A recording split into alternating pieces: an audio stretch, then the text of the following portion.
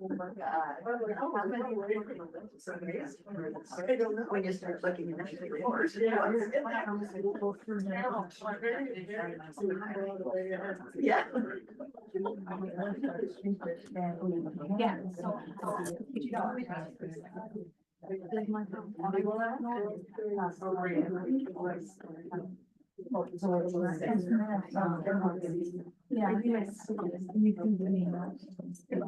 Well, my goodness, ladies and gentlemen, what a great crowd tonight. I apologize, had I known we were gonna have this many people, I would have moved us to the bigger room. So, usually it's cold in here. I don't think we're gonna have that problem tonight at all. I hope you like your neighbors. Well, all right. My name is Valerie, and I'm the Director of Education and the Interim Executive Director out here at the History Center. And it's wonderful to see so many new faces out here tonight. Lots of old faces, familiar faces, but it's wonderful to see some new folks here. So thank you for coming out and supporting the History Center. You're in for a treat tonight. This is Frederick Bessler, who has been with us before. His vast knowledge on many topics in history, phenomenal. He spoke recently about Art Donahue, the St. Charles World War II pilot, and his amazing story. If you don't know about that, I bet he's going to give you some input on. How much time you got tonight? You can go till morning. Oh, well, our building self-locks at 9 o'clock, so I don't think I want to be stuck here for the evening. That's all right. So thank you for coming. Thank you for supporting the local history center here in Rochester and Olmsted County. We do lectures almost every Thursday night, sometimes a few Saturdays thrown in. The history is always tied to Minnesota, southeastern Minnesota if we can, but tonight is just a great broad look at the women pilots in World War II. So I'm going to be back there running the Zoom meeting as well. We have probably as many of you here as we have on Zoom tonight, so it's going to be a busy evening. I'm going to let Frederick tell you a little bit about himself. Here's what I do know. He's coming here after subbing in a junior high class today. As a public school teacher for 25 years, I can tell you he's excited to see adults. Originally from La Crosse? Born in Winona, grew up in Trempealeau, Wisconsin, Where was worked that? almost 40 years in La Crosse. Okay. And then my wife and I moved to Houston about 5 years ago. Yeah, an accomplished pilot, a wide range of knowledge about a lot of topics. But I'm not going to keep going because it's warm and I've seen the PowerPoint. He's got a lot to talk about tonight. So we'll have some time at the end. If you have any questions, please feel free to ask. As long as we're out by 9 o'clock, we're good to go. So again, thank you for coming. I'm going to turn it over to Mr. Frederick Bessler. Yes, thank you. Pardon? Yeah, my voice starts to go. It's because of what I was doing earlier today. The good news about that was it was 7th and 8th grade Phi-Ed. So I had, so they could scream and yell and make noise all they wanted to. I didn't have to interrupt or anything. I basically sat in the chair and watched them and called, you know, you're out, you're in, you know, whatever. You don't throw it ahead, you know, things like that. So that was a lot of fun, but I always start this with, I always ask, who knows the definition of an expert? Anybody? I bet he does. 30 miles away with slide. That could be, that's a good one, that's a good one, yeah, the one I heard was anybody who's from out of town. I'm from out of town, but I am not an expert, but I do get often asked, why are you a guy 70 years old talking about these women pilots? I mean, just, you're a guy, why are you carrying on with their story? Well, number one, it was my mom who really got me going in flying. I mean, she said I always would watch, even in the stroller, I would watch airplanes fly over and point at them and so on. But in 1970, she came to me and she said, I heard about this air show or a fly-in over at Oshkosh, Wisconsin. And sure enough, so we loaded up in our 68 Volkswagen Squareback, and just me and my mom. And we drove through the thickest fog I've ever seen, all the way from Trempealeau, all the way across Wisconsin to Oshkosh. We finally got there. And just before we got there, it was like the fog cleared and there were all these airplanes circling Whitman Field over there. So that really sealed the deal for me. Once upon a time, I tried to be a Navy pilot. I didn't get my gold wings, but I did come home and got my civilian wings. And some years ago, I met one of the WASP, and I was at a presentation by Liz Strophus from Faribault. And my dad is sitting next to me and he says, oh yeah, Elsa Robinson from Trempealeau was one of the WASP. I said, really? How come you never told me that before? I mean, there I was growing up in Trempealeau. I never met Elsa, but my folks shared some stories and I'll talk a little bit more about her later. So let me see if I can do the slide thing right here. So anyway, 1968 fire upper right, your upper left picture, that's me, my very first airplane ride that is not a Stearman.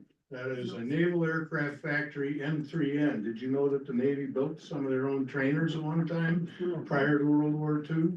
And in fact, Joe Kennedy, JFK's older brother, learned to fly in an N3N for the Navy. The N3N was the last biplane aircraft used by a regular military service. The U.S. Naval Academy had those up until about 1960. And they would give cadets, orientation rides in that. 1977, 78, I learned to fly in a 150 horse Super Cub. I first soloed at Max Conrad Field in Winona. Some years ago, I was down in Florida on business with Train. I worked for Train Commercial Air Conditioning. And I was down in Florida and there's this place in Kissimmee that has these AT-6, or as the Navy call them, SNJ trainers. My dad flew those at Pensacola, and so I called them up and I said, I want to get an hour of instruction in them. I want to experience what my dad experienced. And so that's me in the front seat, and we're 5,000 feet upside down there near Orlando, Florida. Some years ago, I got to take controls of a B-17 bomber. And maybe the guys understand this, but there is nothing quite like sitting in that seat and you got two 1,200 horsepower Wright Cyclones off your left elbow and two 1,200 horsepower Cyclones off your right elbow. And you got the throttles right here and you can control the whole thing. Anyway, so that's a little of I always ask too, are there any pilots in the audience? There's one, so I can't embellish or BS it too much. So we're gonna learn about the Women Airforce Service Pilots of World War II.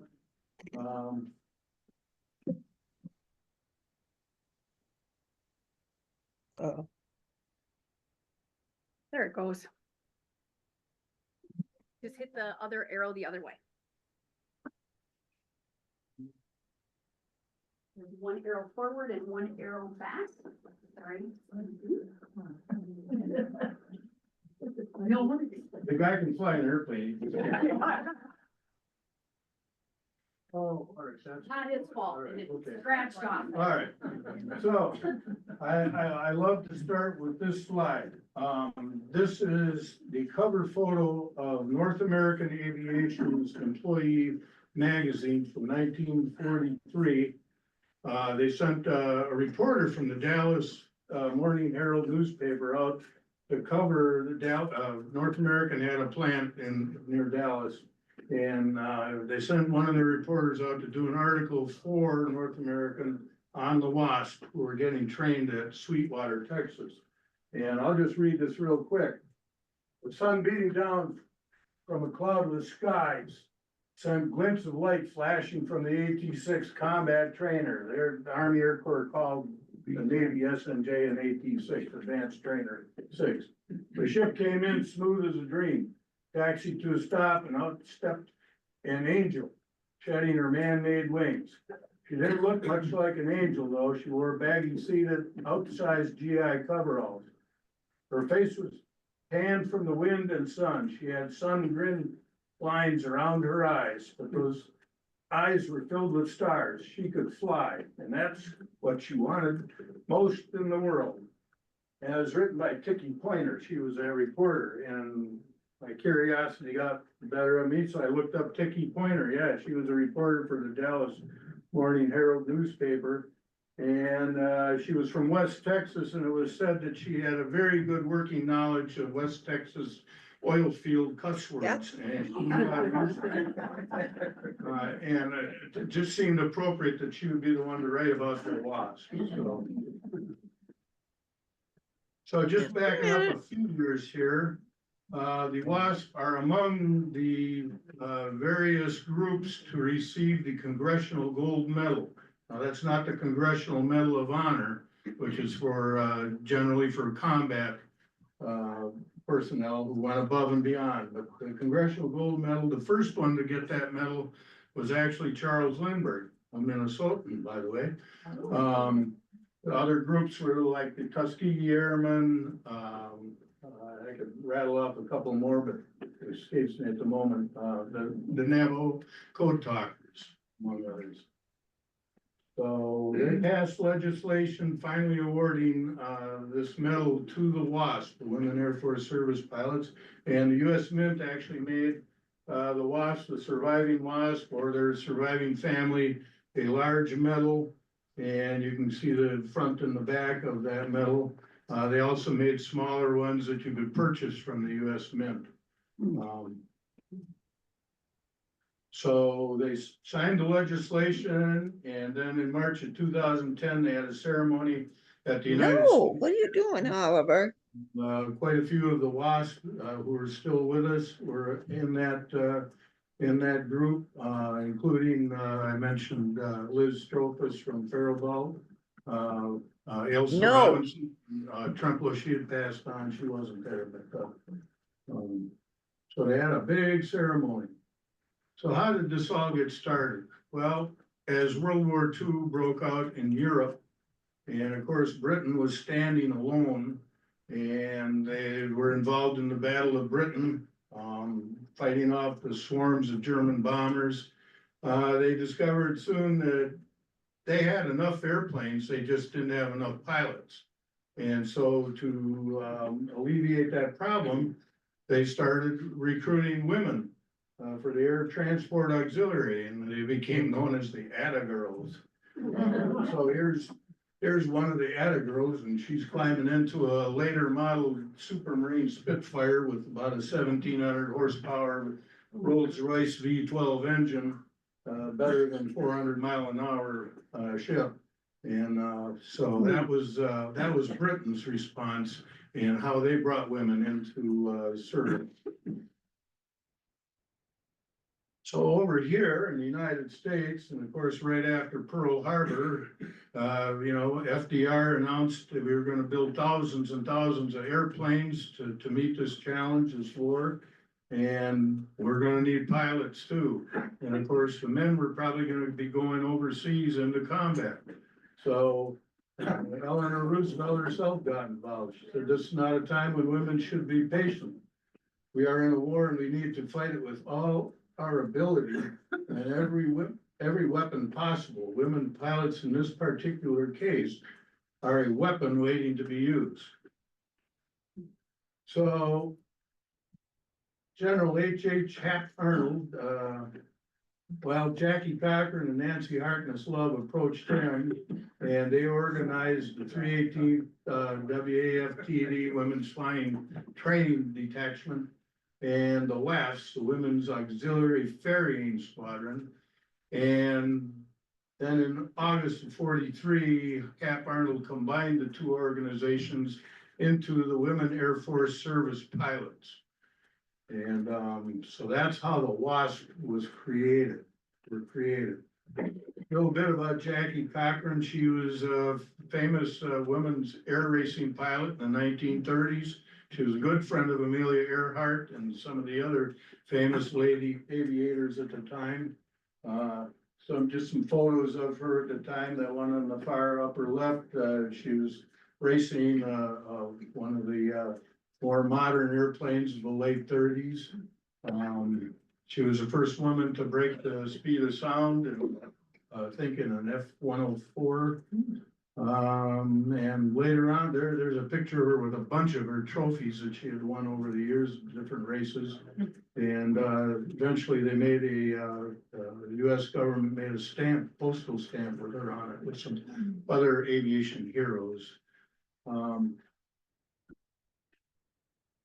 The other lady is Nancy Harkness Love. She was from Stoughton, Michigan, by the way. And so she ran the WAFs. So we realized we needed pilots. So how are we going to get them? Well, the US government knew who all the licensed pilots were in the United States, whether they were male or female. It's a federal license. I have one in my pocket, and it's a federal license. So they knew who they were, where they were.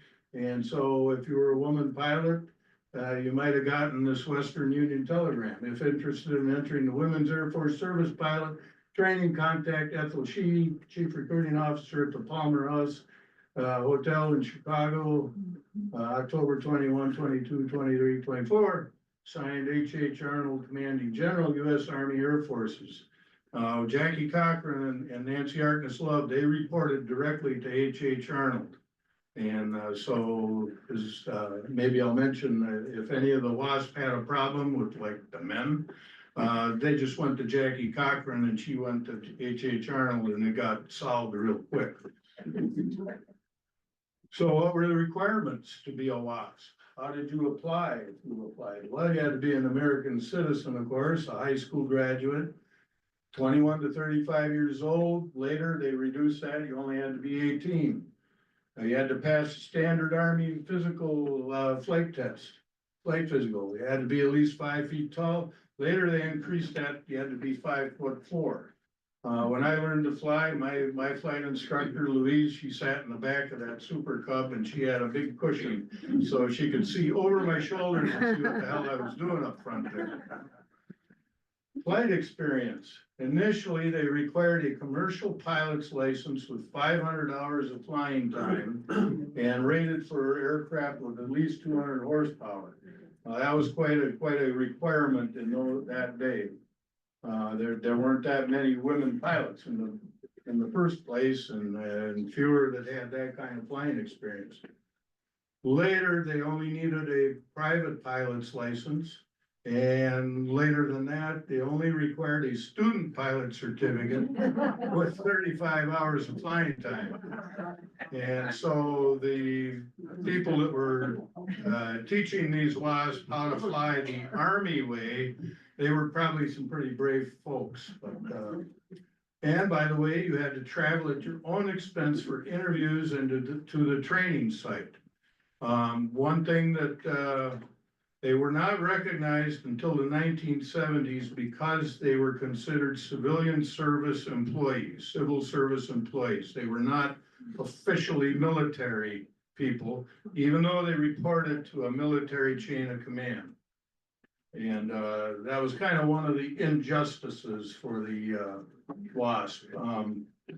I should back up just a little bit. And it was in the 1970s when the United States, the service academies, the Air Force Academy, Naval Academy, started taking women into the service academies. And well, if you do real well in the service academy and you're about to graduate, if you're at the top of the class or near it, you kind of get a choice of what kind of duty you want after graduation. Well, these women said, I wanna fly jets. And so, you know, the Navy and the Air Force started accepting them for flight training. Well, they made a big deal out of it in the press at the time. Oh, this is America's first military aviators. All these first female military aviators. Well, of course, there were a lot of WASP back in 1970 still with us, and they said, wait a minute, we were the first. And so that's how they finally got recognition. They finally got GI benefits in 1977. The reason I know that is because my dad was in the Merchant Marine during World War II. And he also didn't get his veteran benefits until 1970s. And I remember my dad saying, oh, great, you know, I'm 60 years old, I'm gonna go back to college now. So just to back up with that a little bit. Fast facts, 25,000 young women applied during the course of the WASP program. 1,800 were accepted. And 1,074 graduated from the WASP training. And again, even though initially they had a lot of flight experience, the Army Air Force wanted them to learn the Army way to fly. So, and initially pay $150 a month while in training, $250 after graduation. And from that, they paid their own meals, bought their own uniforms, had to, you know, paid their own transportation. During the program, while it was in operation, they flew more than 60 million miles in every kind of aircraft that the Army Air Forces had, from the biplane trainers all the way to 4-engine transports, 4-engine bombers, and 400-mile-an-hour fighters. They flew them all. In fact, the WASP, if they were at an airfield and some of the men didn't want to fly that day, the WASP were always the first to be right there. I'll fly today. That's what they wanted to do. 38 of the WASP died while in service, while the program was in operation. But because they were civil service employees, they were not allowed a military funeral with a flag on their casket. And in some cases, when they died in service in training down in Texas, and they came, let's say they came from a poor family, their classmates would often take up a collection to get the money to have their friend shipped home. And then again, as I mentioned, although subject to military authority, the WASP were considered civil service and not allowed veterans benefits till 77. I'm going to kind of skip through this slide. The WASP program that I mentioned started out at Newcastle Army Air Base out in Delaware. And the very first WFTD, Women's Flying Training Detachment under Cochrane, was their first class was Houston Municipal Airport. And both those programs, the training was generally 23 weeks long, and they got about 115 hours of flying time during that training period. So here's one of the first classes that gathered at Houston.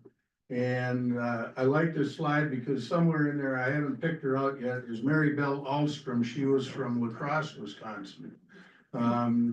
She learned to fly. A lot of these WASP got some flying experience from the civilian pilot training program. Just prior to the war, it looked like we were going to get in the war. We knew we needed pilots, and so at various colleges and universities around the country, they started this civilian pilot training program. And there was one in Winona and one at La Crosse State University, one at Winona State. And so Mary Bell heard about the program. She was actually in school down in Madison at UW. And she called her mom and said, get me signed up for that program, that CPT program in La Crosse, get me signed up. And a few weeks went by and she didn't hear anything from her mom. She called her back up and said, what happened? You know, I haven't heard anything. Her mom told her, I don't like you flying. I think it's too dangerous. Well, that didn't sit well with Mary Bell. So what did she do? She went to her dad, who was a municipal judge in La Crosse at the time. He kind of liked the idea. He liked it so much, he bought her a Piper Cub airplane. And she would fly it between La Crosse and, once she got her, learned to fly, she would fly it between La Crosse and Madison, and she became very popular on weekends down in Madison. Hey, give me a ride back to La Crosse. So, but Houston didn't work out as a real good training field, because if you've ever been or spent time in Houston, you know, usually in the afternoon, it's hot and humid and maybe a squall comes through and it's rainy and so that didn't work out. So at the time, the US government was leasing this airfield down at Sweetwater, Texas to the Britain's Royal Air Force. They were training pilots there. They were training British fighter pilots there. And so somebody said, hey, let's put them at Sweetwater, Texas. Sweetwater is what, about 2 hours west of Dallas, I think. I'm right. Not a whole lot out there except sand, wind, rattlesnakes, and probably a lot of scorpions too, I imagine. And what really helped get the program going was Life magazine did an article about the WASP back in the day. I've been trying to find a copy of that Life magazine. I haven't yet. But anyway, the field was leased from this Aviation Enterprises company.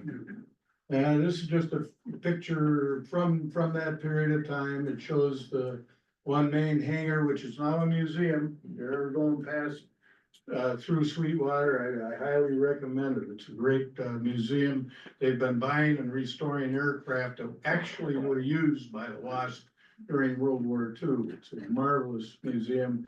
The control tower is still there. That's what the airfield looked like. I think that's a little later photo. So the WASP start showing up in Sweetwater, Texas. They were issued, flight coveralls, and of course they were made for men, so they're just a little bit baggy there. And these are just pictures of life at Sweetwater, Texas. They gathered for their meals. They had a regular mess hall. Everywhere they went, they marched. Even though they were civilians, they were expected to march between the mess hall and the barracks and out to the flight line. Although out to the flight line, that picture, you see that in the center top there, that's how they got from the classrooms out to the flight line. That truck they bought from a local pig farmer who used that to haul pigs to market in town. And well, you made do with what you could get.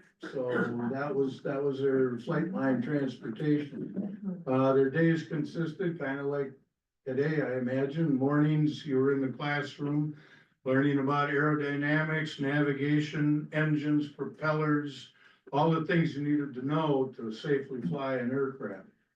So some more pictures around Sweetwater, at the Avenger Field it was called. You notice, sure enough, there's some ambulances down there because there were accidents on occasion. And another picture of the baggy coveralls and so on. More pictures. I like the picture in the upper left there.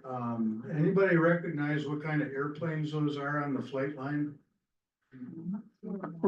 Well, if you don't, those are P-47 Thunderbolt fighters. Those are 400 plus mile per hour fighters. They were in 1943, 44, pretty much our frontline fighter in Europe. Those do not belong at a training field, especially a training field with all women. It didn't take long for word to get around amongst the male pilots that, hey, there's this airfield down in Texas and it's all women. And so a lot of times, some of these airplanes would be flying by on a whatever kind of flight to another airfield, and all of a sudden the control tower at Sweetwater would get a terrible call from some pilot up there. Oh, my engine's overheating. I'm running low on gas. I'm not sure where I'm at. I gotta land. And they'd land, of course, what they were, why. And, well, it didn't take long. Jackie Cochran found out about this. And, after that, Sweetwater, Texas airfield was strictly off limits to male pilots. And you know, they had calisthenics, they had some time for R&R.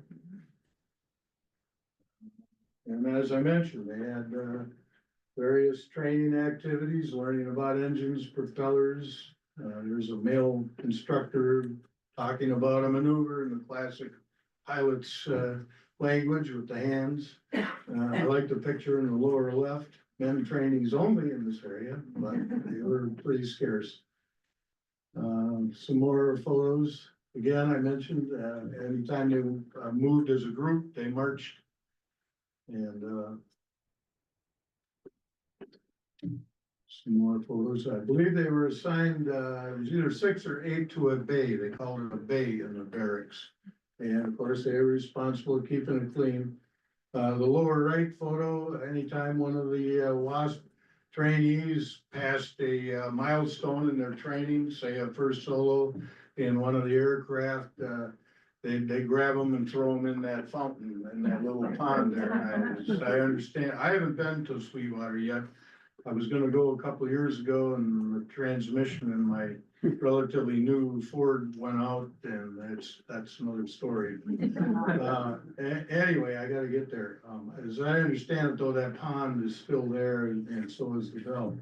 I'll pause here for a moment. You probably noticed the little logo, Fifinella. That comes from Roald Dahl's book, The Gremlins. And if you're familiar with Roald Dahl, he wrote James and the Giant Peach and Charlie and the Chocolate Factory, which became Willy Wonka and the Chocolate Factory, the movie. And he wrote a bunch of books. And so that's where the WASP adopted Fifi as their mascot. And you'll see a lot of pictures of them with their leather flying jacket with a Fifi patch. So what were the training planes they flew? They flew the PT-17, PT-13 KDET. Biplane trainer, about 220, 225 horsepower, depending on the make of the engine. Cruised maybe about 100, 110. Landed probably about 40, 45, something like that. So we started out in a biplane trainer or in the Fairchild PT-19, which was a single, monoplane with about a 200, I think 220 horsepower Ranger 6-cylinder engine. And so that was the primary training planes. Once you completed training in those airplanes, you moved up a step to the 450 horsepower BT basic trainer, BT-13 Valiant. Again, now you've got 450 horsepower up front and a controllable pitch propeller. You still got fixed landing gear, so you don't have to worry about landing with the landing gear down, up or down. And by the way, the black and white picture, that's Ethel Meyer Finley. She was from Lake City. She was a Winona State graduate. I'll talk a little more about her as we go on. If you graduated from basic training, if you made it through that training syllabus, you moved up to the North American AT-6 Texan trainer, or as the Navy called it, the SNJ. Now you're looking at 650 horsepower up front and about 6,000 pounds and retractable landing gear. And you can see the instrument panel, the cockpit on one of those, and it was called the pilot maker, because it was said if you could fly that airplane, you could probably handle just about anything, including the P-51 Mustang and some of the other fighters. Great story about that Liz Strophus always told. She had graduated from primary and basic trainer and was about to fly and get into the AT-6. And if you talk or you read the oral histories, all the WASP loved that airplane. They called it a sweetheart. Anyway, so Liz is about to go into flying the AT-6. She gets a letter from a guy back home, says, why don't you skip this flying business? Come on home, we'll get married. She wrote him back, she said, no way, I'm going into the AT-6. I'm not getting married. And she said, we lived happily ever after, me and the AT-6. I did get a chance to fly that SNJ down at Florida, and, I learned in a Super Cub, 150 horsepower, about 1,500 pounds weight, cruised about 100 on a good day. And so when I got in the front seat of that thing, and the instructor pilot I had with me, he said, got the engine started, and he said, okay, it's your airplane, taxi yourself. First thing I realized, you're sitting in this tailwheel airplane, and you got a big 650 horse engine, you cannot see in front of you. So the whole way out to the runway, you have to zigzag. And so you zig this way and you look out this way, and you zigzag that way and you look out this side. And the whole time you're back and forth on the rudder pedals, the steerable tailwheel. And by the time we got to the active runway, my legs were tired. It's a handful of an airplane, and you gotta fly it right. You gotta fly it by the numbers, cause it'll bite you.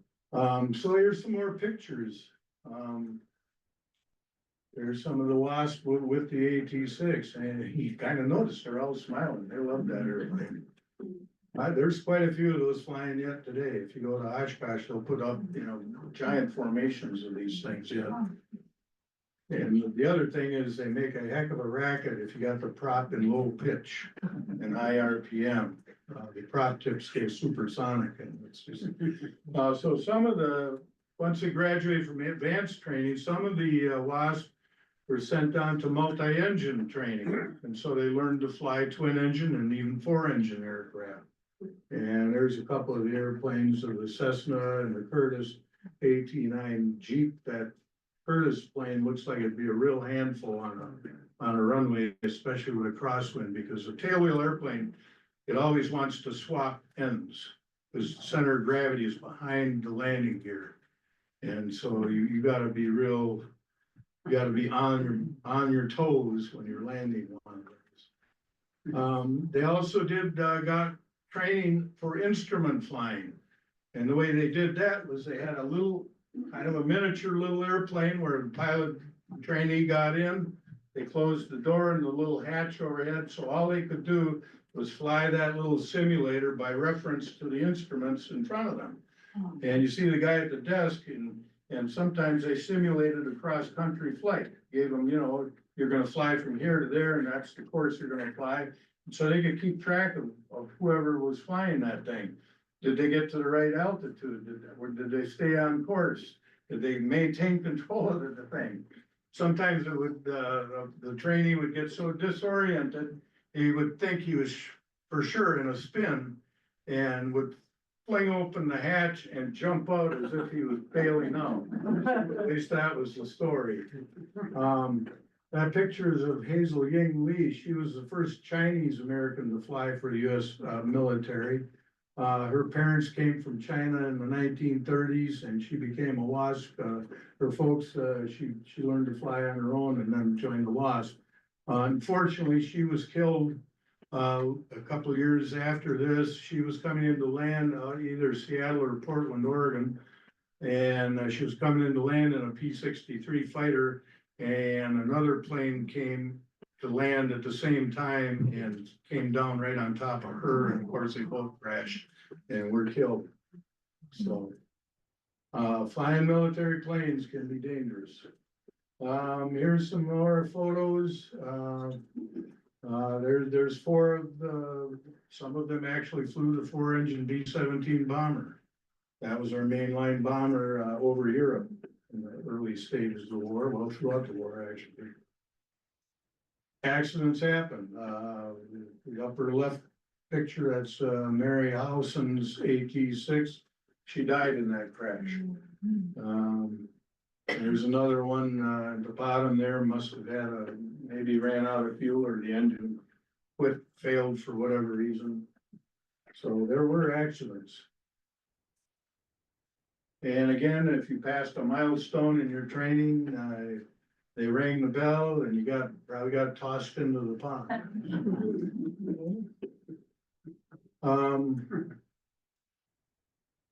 The picture lower right, that's Liz Strophus from Faribault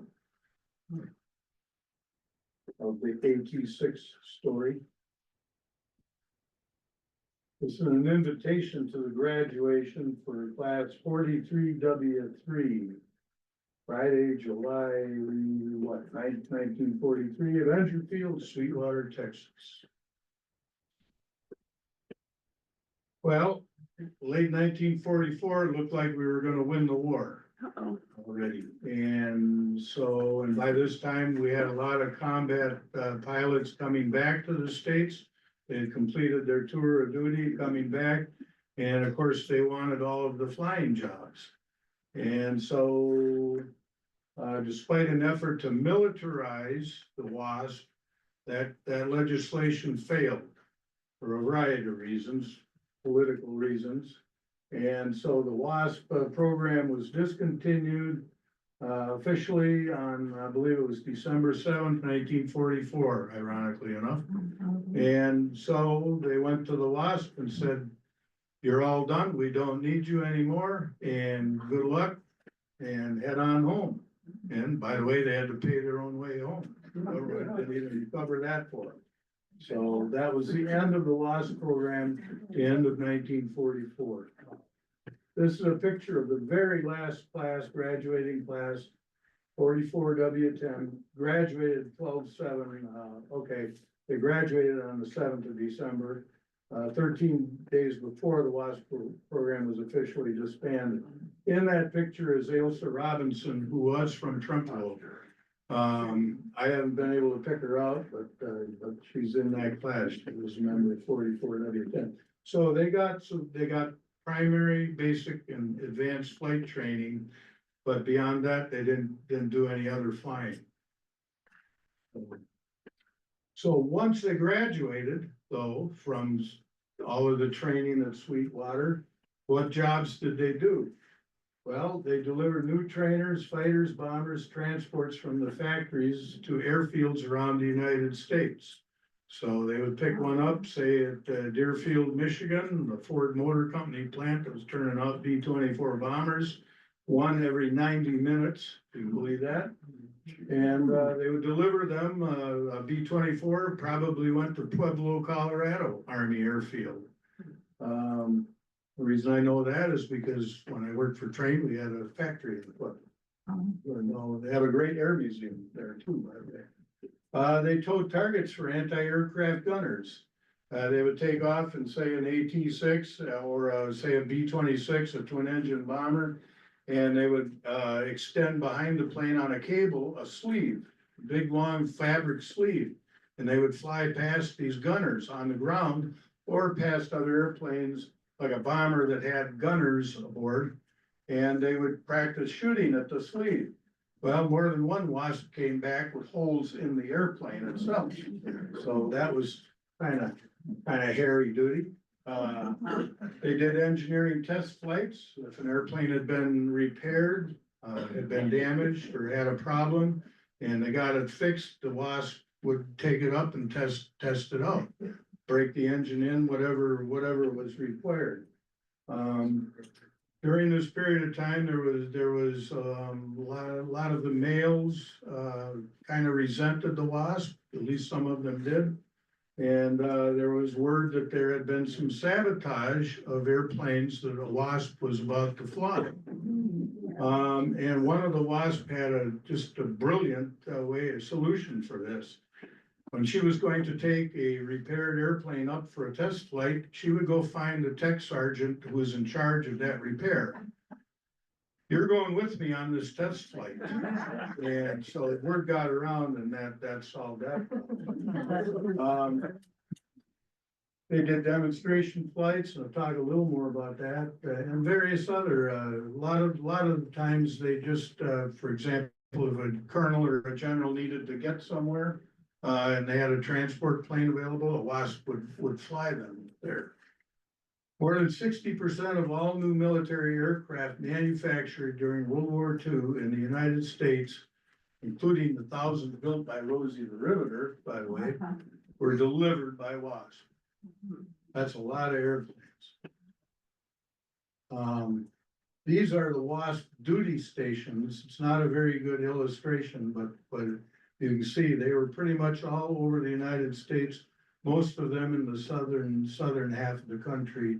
There was one, up, what is that, Omaha, up in that area, maybe it's Sioux City. One of the main plants, as I mentioned, was Romulus, Michigan, which is now Detroit International Airport. What did they fly in doing all these duties? Well, they flew transports, the big 4-engine C-54, the C-47, that was the airplane made famous on D-Day that the paratroopers jumped out of. They flew the P-38 Lightning, a twin-engine, 400-mile-an-hour fighter. They flew the P-39 Airacobra and P-63 version of that airplane. The United States, it was kind of a unique airplane. It actually had the Allison V12 engine mounted in the middle of the airplane. You can see the exhaust stacks, and it's actually slightly behind the pilot. And so then it had a drive shaft that ran up the airplane to the nose and actually went through a housing right between the pilot's legs, right between your knees.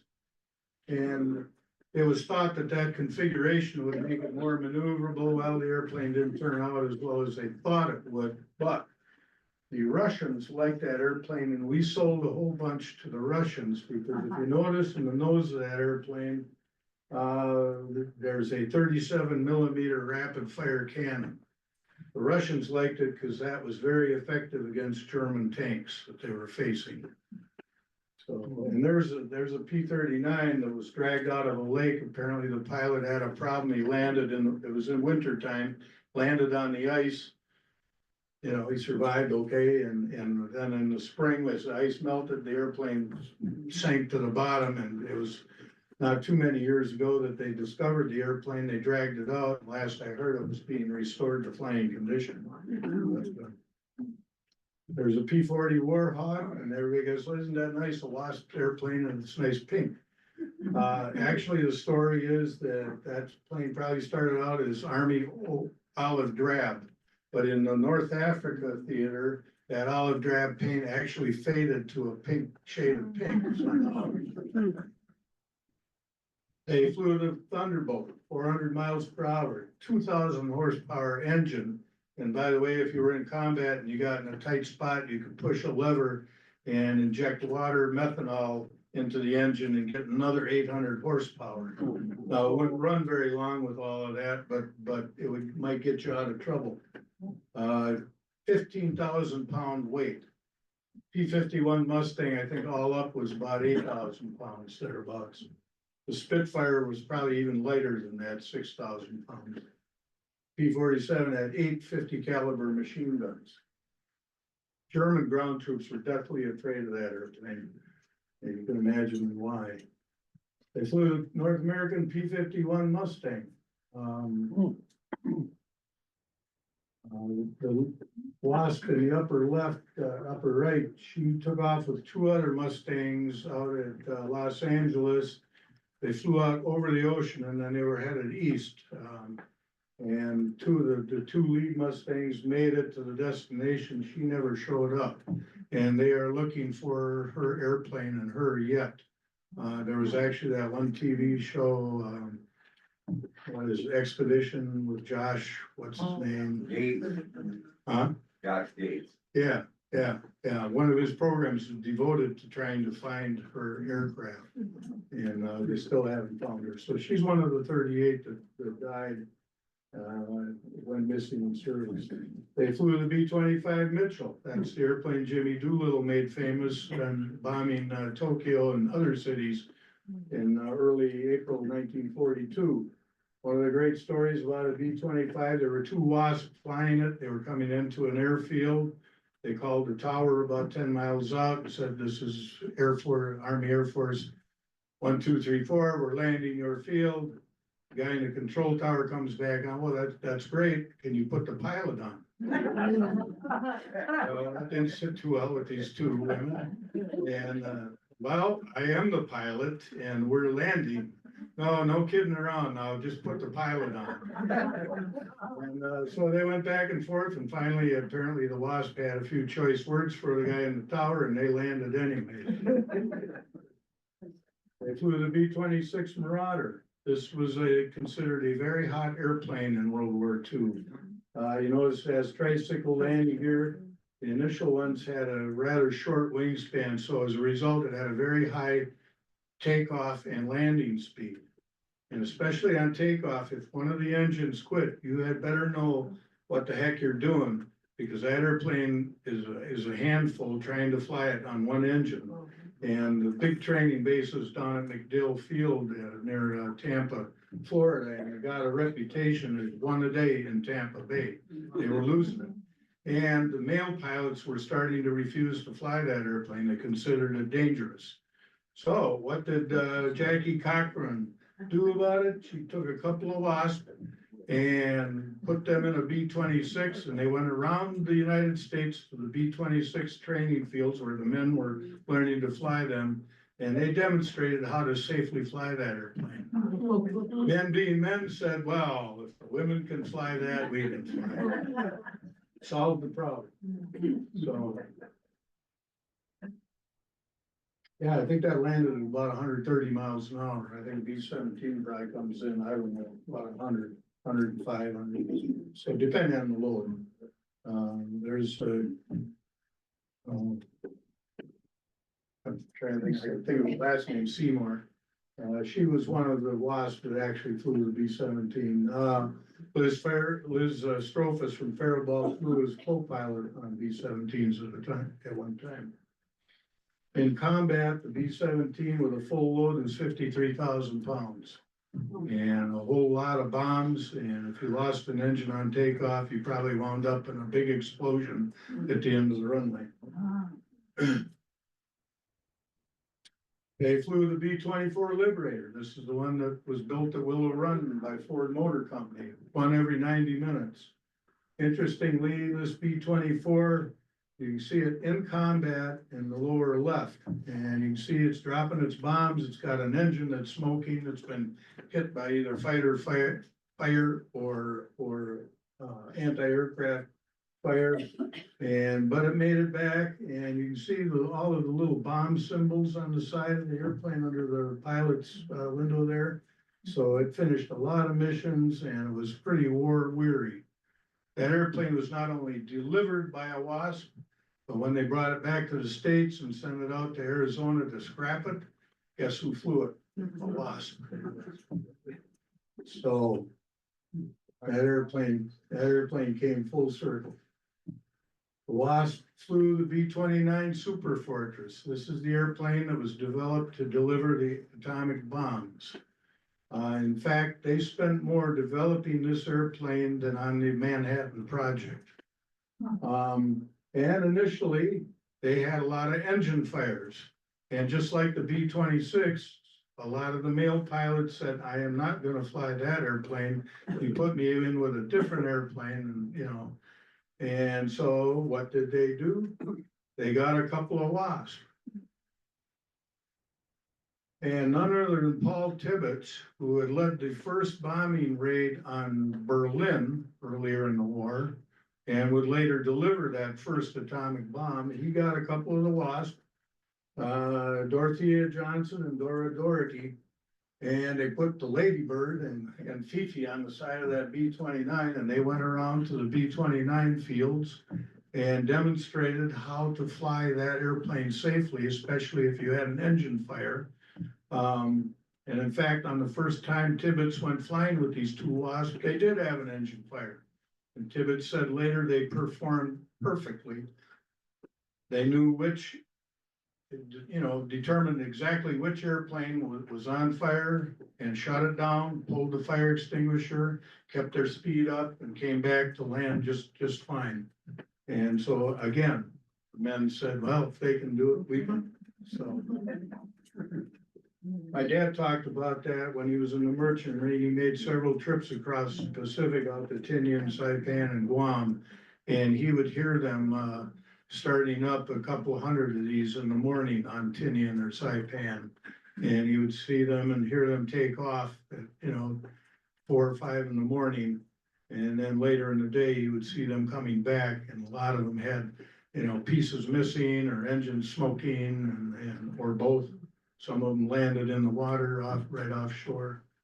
In 1991 or so, Paul Tibbets came to La Crosse and he was signing books. And then they had a banquet for him that night at the Radisson. And so my dad and I went, and my dad sat right next to Paul Tibbets and I was across the table. And to hear them talk about life on Tinian was just amazing. The only time I talked to Paul Tibbets, I said, what would have happened if you had lost an engine on takeoff with that bomb? He said, we didn't know, but we figured that the whole island would have been gone. Actually, they didn't arm that bomb until they had been in the air.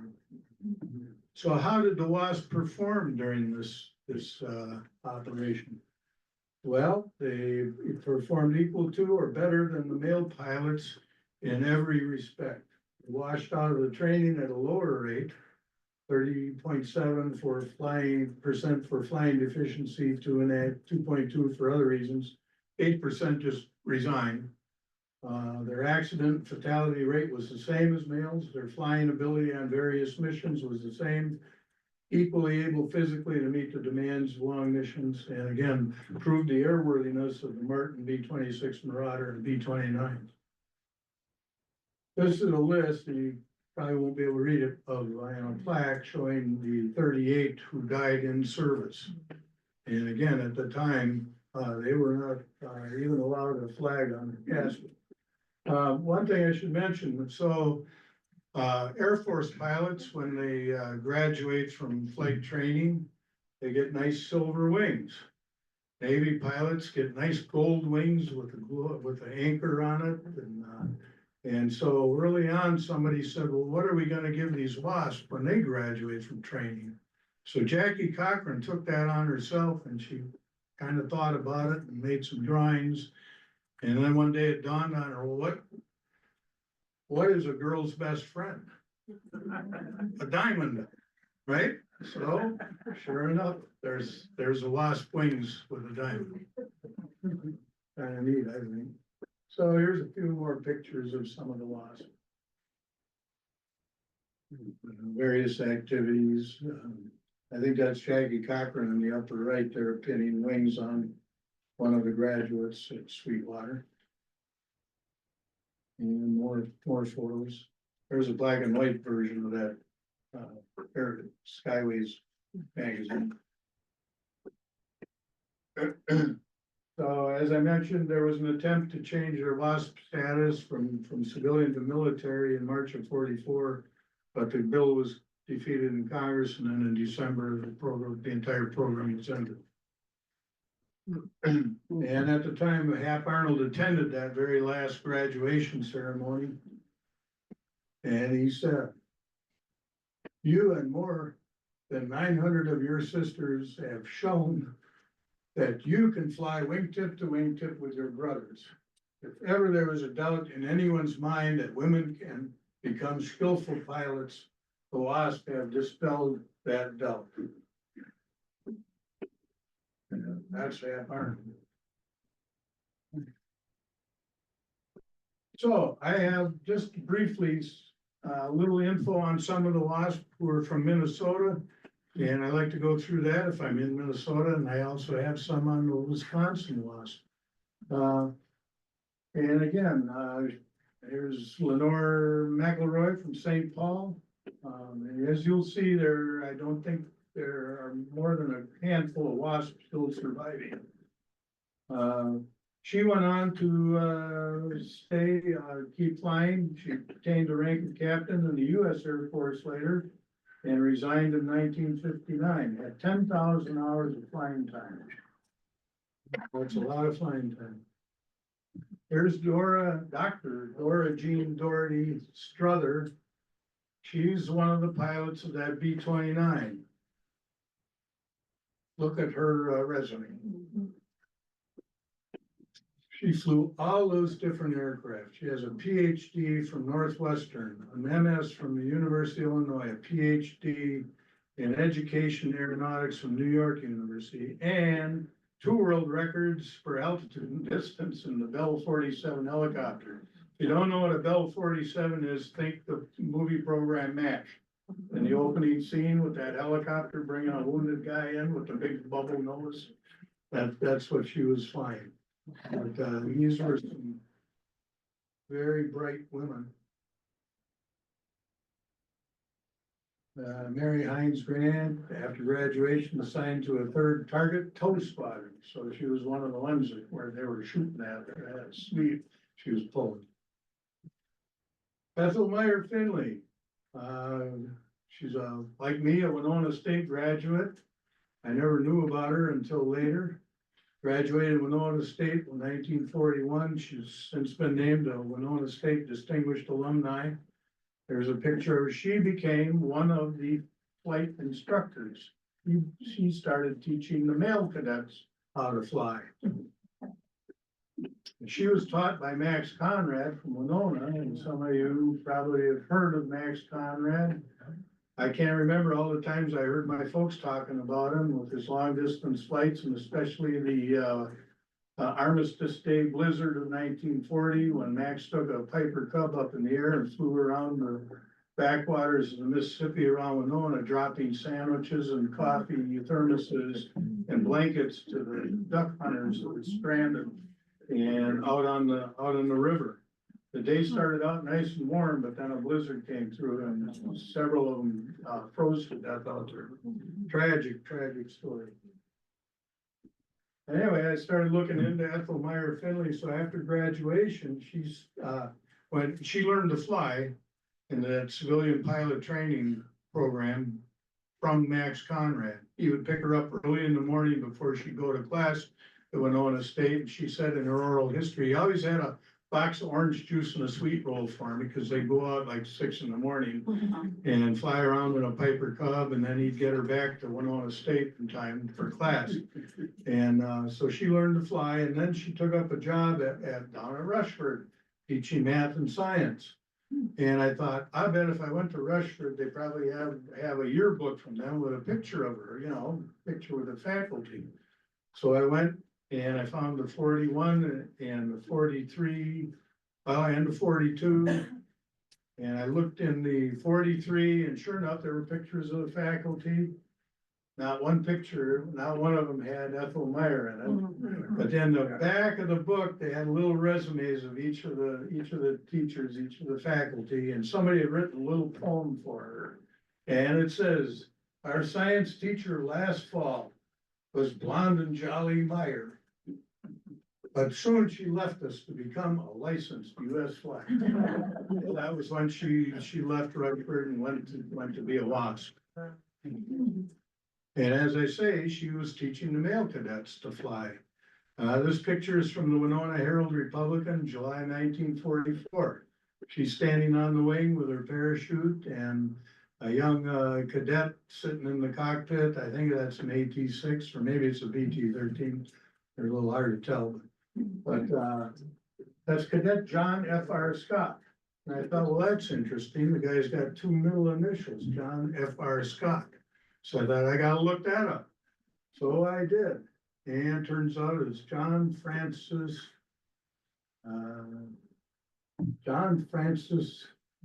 Fulton Reynolds Scott. And I used to do a lot of Civil War reenacting with the Iron Brigade, 2nd Wisconsin, Company B out of La Crosse. And I know who John Reynolds was. If you've seen the movie Gettysburg, you'll know about John Reynolds too. First day battle at Gettysburg, his very last words were to the 2nd Wisconsin, including the guys from La Crosse, forward, for God's sakes, forward. Right then, he gets hit in the back of the head with a mini ball and is virtually killed instantly. And so in fact, there's a monument to them at McPherson's Woods. So here's a Winona State, Lake City lady, Winona State grad, teaching the grandnephew of John Fulton Reynolds, a Civil War general, how to fly. And apparently she did a good job, because he went on to fly P-51 Mustangs in the Pacific Theater. He gets shot down on a strafing mission over Japan. He gets picked up by an American submarine, luckily. And he goes on to continue flying with the Maryland Air National Guard, finally becomes commander of that outfit. And for one season, he creates his own flight demonstration team, kind of like the Blue Angels or the Thunderbirds. But we're talking 1949, 50.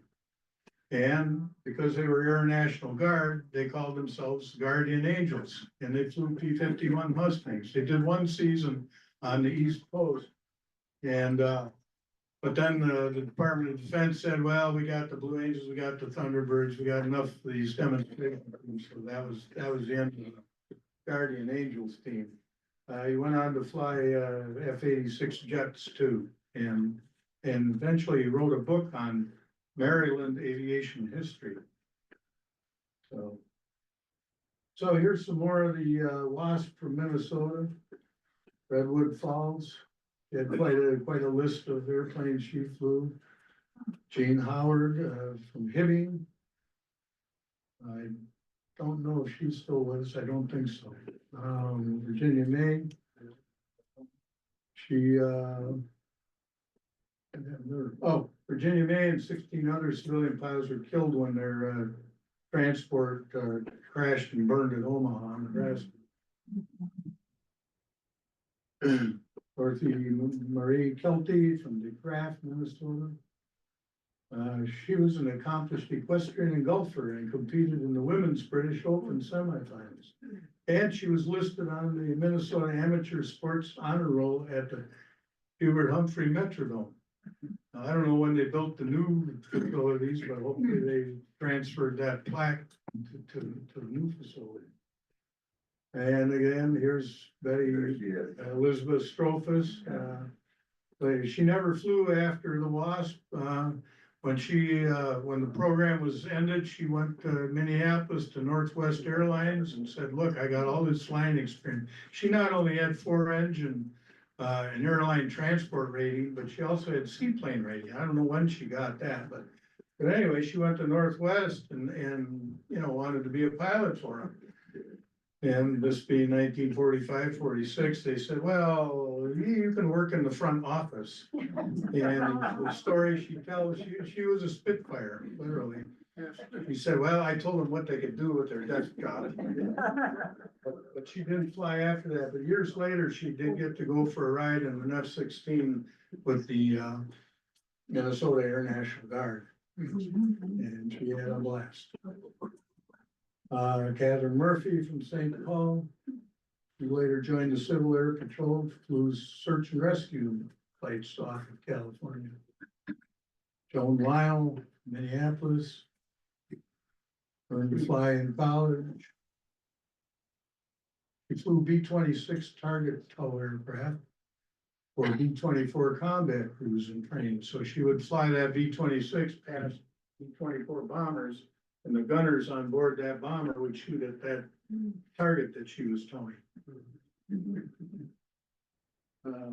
She later became an FAA examiner and an instrument flying instructor, and later as a corporate pilot. Mary Jane Hanson from Lakeville.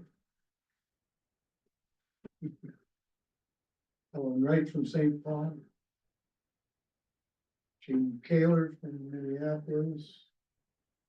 He later went on to repair bush planes up in Alaska and checked out in seaplanes. And so now we're going to Wisconsin. This is Ailsa Robinson, who grew up or was from Trempealeau, where I grew up. I never got to meet her, but my folks, after they told me about it, they said, oh yeah, she would come. Her dad was a banker in Trempealeau, ran the Citizen State Bank in Trempealeau. I remember walking past her house many times. Old Jim Robinson, he'd be sitting out on the porch, never knew his daughter was an aviator.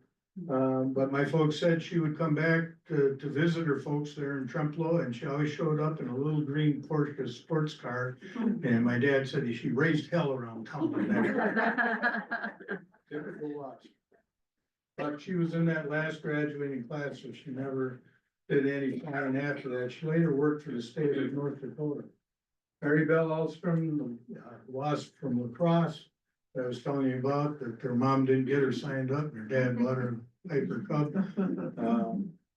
I found out later that her dad, even though he liked flying, he later, there was a little blurb in the lacrosse paper. How he fined a Marine pilot who had taken a F4U Corsair and did a loop-the-loop around the bridge. And he fined him $50 for low flying for hazardous flying.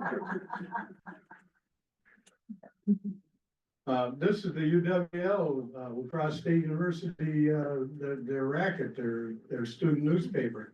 And they actually had a picture of her in that Piper Cub. She was one of only three to have, I think by that time she even had a commercial license, one of three in the state, I guess. So here's some more from Wisconsin. Milwaukee, Eau Claire, Colfax. There. Madison, pretty much small. They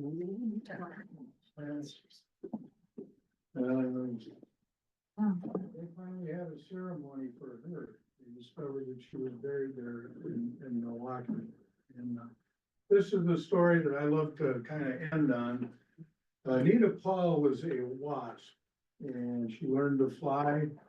And later, when the program was discontinued, she continued flying relief missions to South America, flying medicine and food to the backcountry, missionary type work.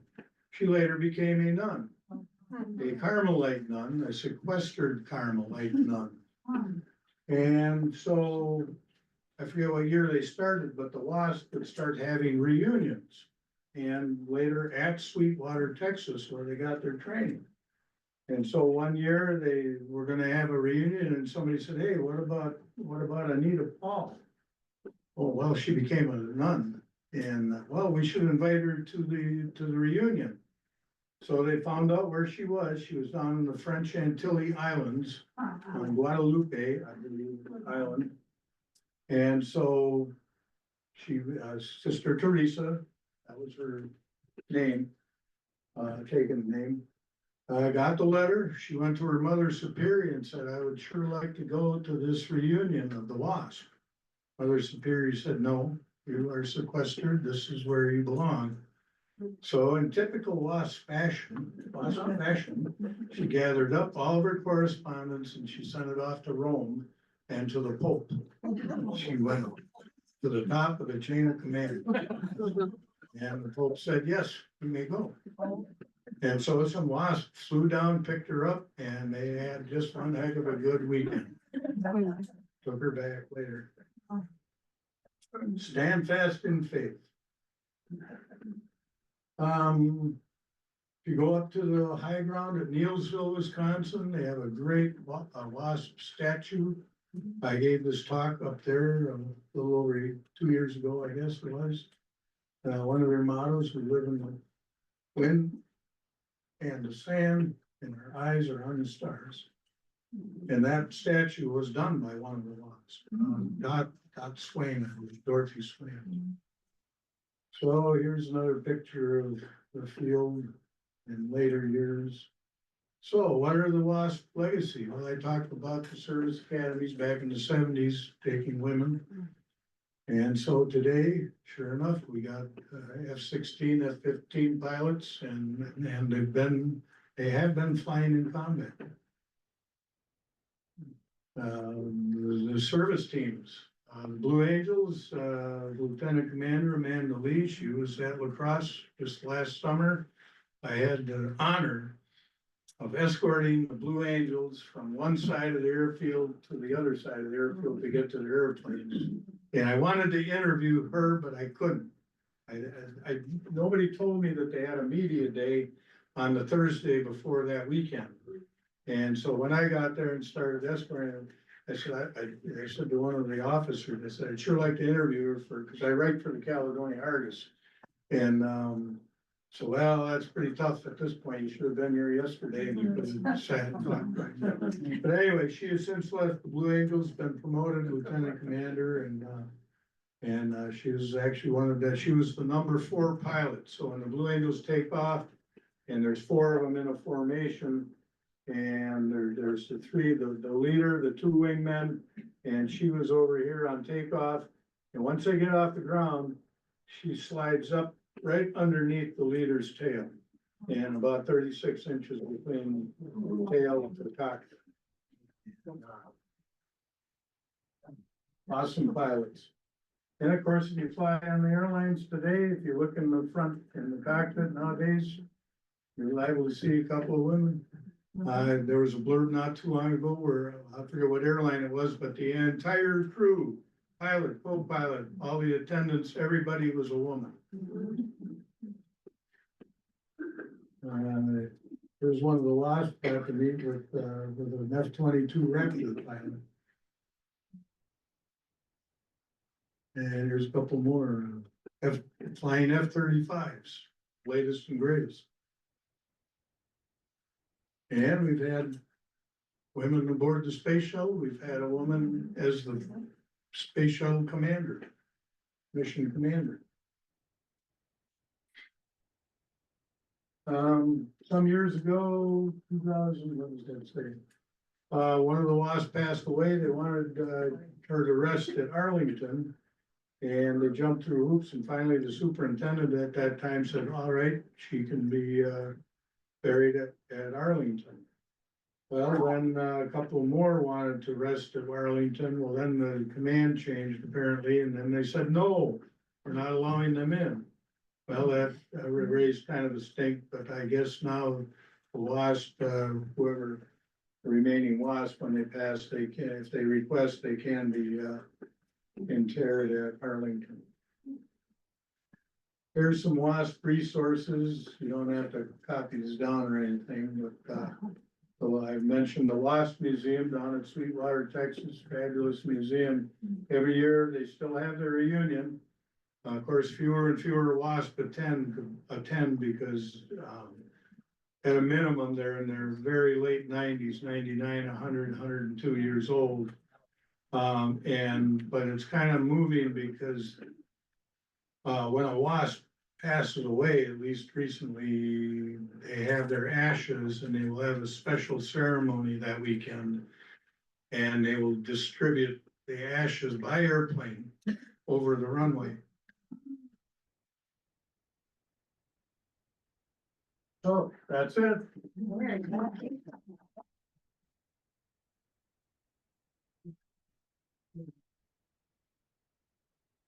I'll try and answer questions. If I don't know the answer, I'll make it up. I just want to introduce you to Millie Rexford, who is the only Native American woman WASP pilot from South Dakota. Okay. And I have the honor of Wonderful. meeting. She passed away at 99. She's African. Yeah. And she's a remarkable woman.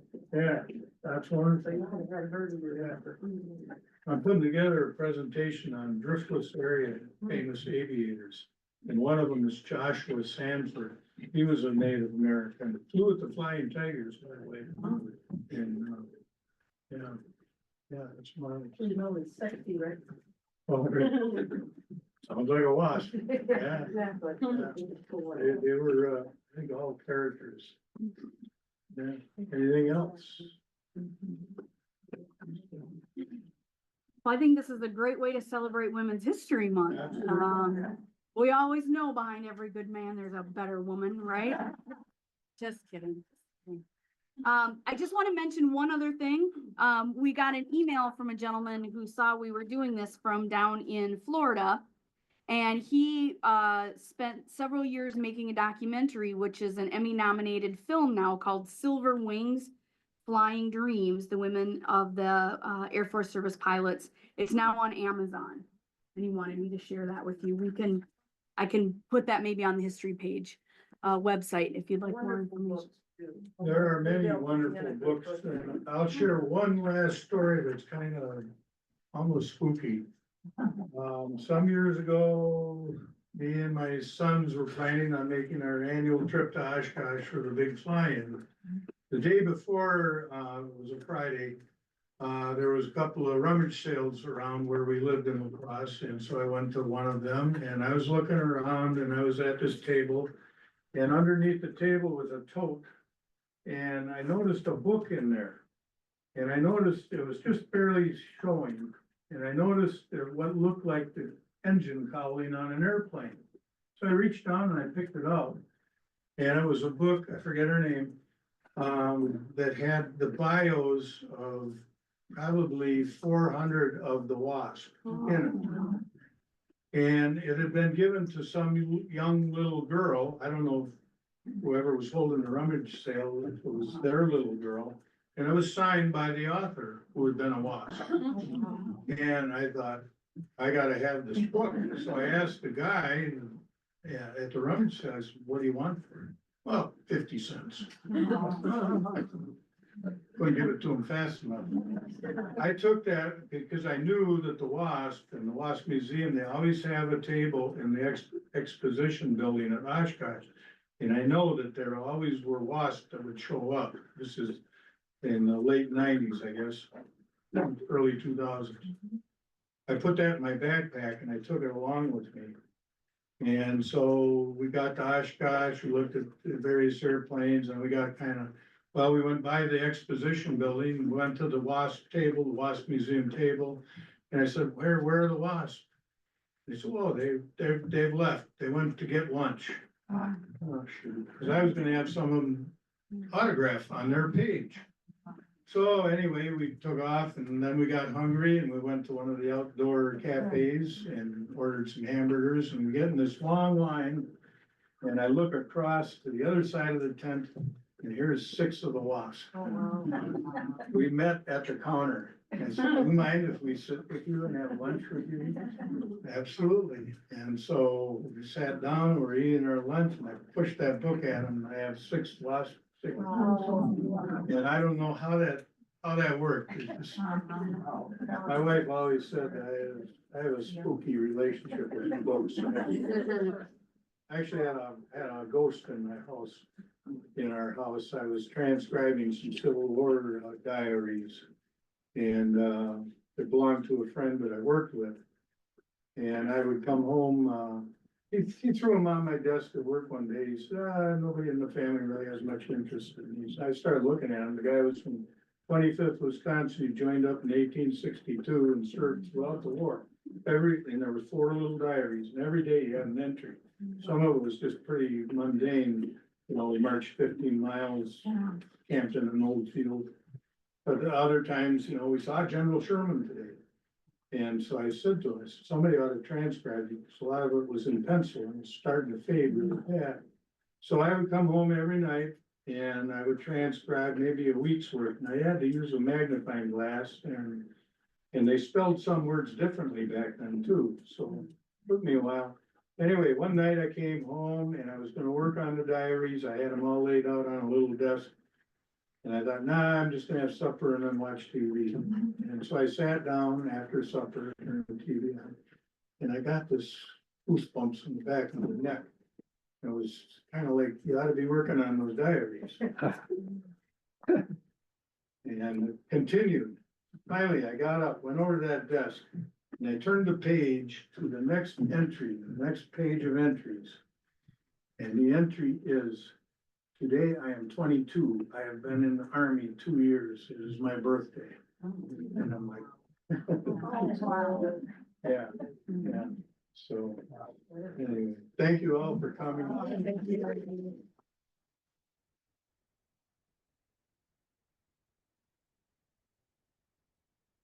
Thank all of you for coming. Check our website. We have lectures, sometimes 3 times a month on Thursday night, sometimes on Saturdays. So we would love to have you join us. Thanks for coming tonight. Thanks for everyone who served in our military in one capacity or another. I'll try to get this table out of the way here so it's a little easier to get out.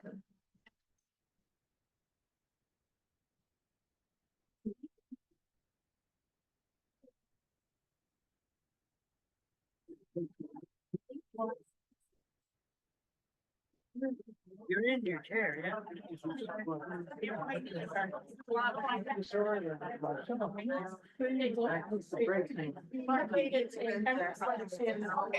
Oh, okay.